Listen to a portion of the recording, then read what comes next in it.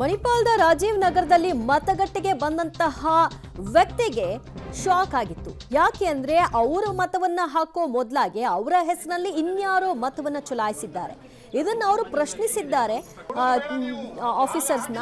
ಆಗ ಇದಕ್ಕೆ ಬೇರೆ ವ್ಯವಸ್ಥೆ ಮಾಡಿಕೊಡ್ತೀವಿ, ನೀವು ವೋಟ್ ಮಾಡುವಂತೆ ಅಂತ ಹೇಳಿದ್ದಾರೆ. ಅದು ಹೇಗೆ ಸಾಧ್ಯ?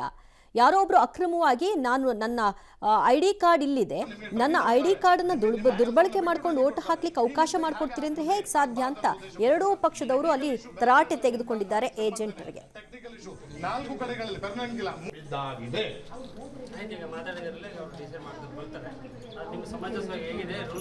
ಬೇಡ ನೀವು ಆಗ ಹಾಕಿದ ಓಟ್ ಯಾರದು ಅಂತ ಹೇಳಿ. ಹಾಗಾದ್ರೆ ಒಂದು ಓಟ್ ಎಕ್ಸ್ಟ್ರಾ ಬಿತ್ತಲ್ಲ, ಬಿಜೆಪಿಗೂ ಬಿತ್ತು, ಕಾಂಗ್ರೆಸ್ಗೂ ಬಿತ್ತು. That is different.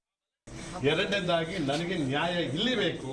ಆ ವ್ಯಕ್ತಿಯ ಕ್ರಮ ಸಂಖ್ಯೆ ಎದುರಿಗೆ ಈ ವ್ಯಕ್ತಿಗಳು ಟಿಕ್ ಹಾಕಿದ್ದಾರೆ ಅಂದ್ರೆ ಆ ವ್ಯಕ್ತಿಯನ್ನ ನೋಡ್ಲಿಲ್ವಾ, ಆ ವ್ಯಕ್ತಿಯ ID ಕಾರ್ಡ್ ಇರ್ಲಿಲ್ವಾ?